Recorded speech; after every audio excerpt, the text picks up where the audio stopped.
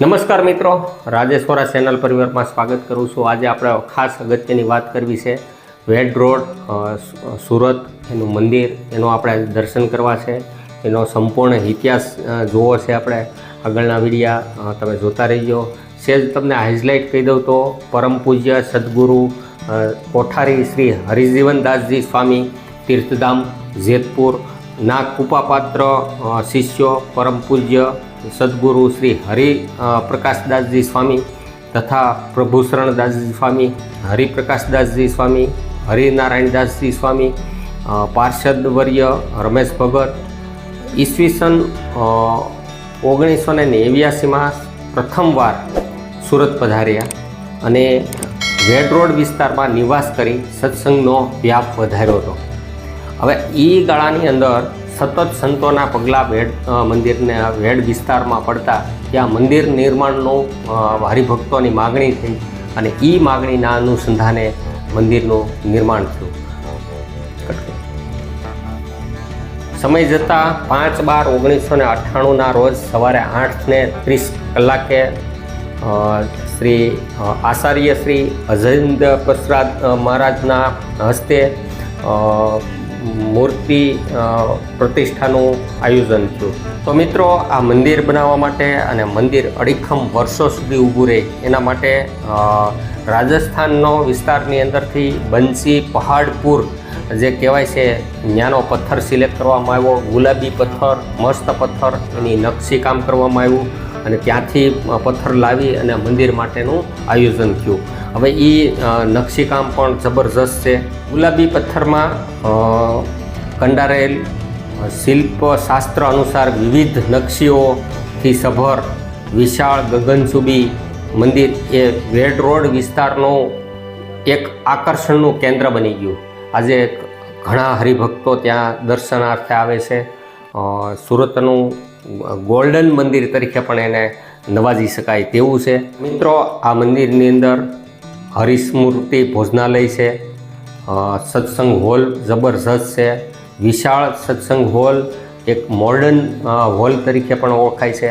અતિ આધુનિક સુવિધાથી સજ્જ હોલ છે, એ વિડીયોમાં જ આપણે જોઈશું આગળ। તો મિત્રો, આ મંદિર દ્વારા બાળસભા, કિશોર સભા, યુવા સભા, રવિ સભા, પરિવાર સભા, શિબિરો, અબાલ વૃદ્ધ સૌને પોષણ થાય તેવી સંસ્કારોનું સિંચન થાય તેવી કામગીરી આમાં થઈ રહી છે। એની સાથોસાથ બ્લડ ડોનેશન કેમ્પ, ગરીબોને સહાય વગેરે વિશાળ ફલક ઉપર કામ થાય છે અહીંયા। એક વખત જરૂર આ મંદિરની મુલાકાત લેજો। જય સ્વામિનારાયણ, રાજેશ્વરા।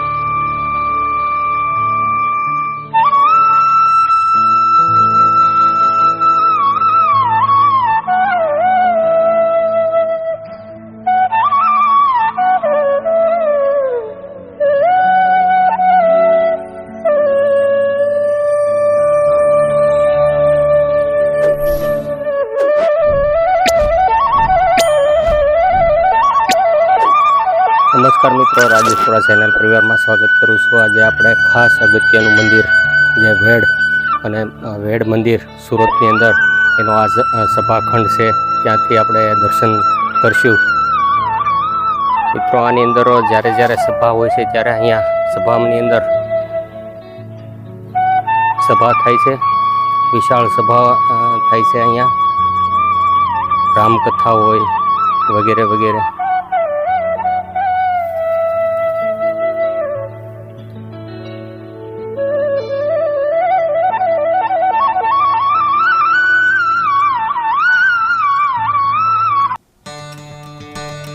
મહારાજના દર્શન પણ થઈ ગયા છે મિત્રો.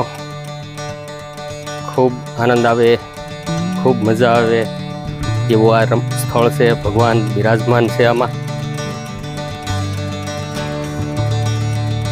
વિશાળ ખંડની અંદર ઘણા લોકો આમાં સમાય એટલી વ્યવસ્થા છે.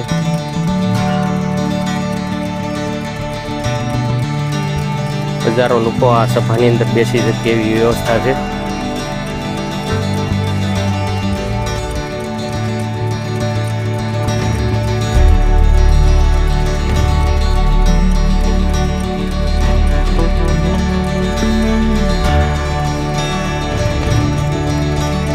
મિત્રો આ સત્સંગ હોલની અંદર હજારો લોકો અહીંયા સત્સંગનો લાભ લઈ રહ્યા છે. બહુ વિશાળ ફલક ઉપર કામ થઈ રહ્યું છે અને તમને મેં આગળનો સ્ટેજ પણ બતાડેલો હતો. એનો આ બહારનો વ્યૂ છે. ગુણાતીત સત્સંગ હોલ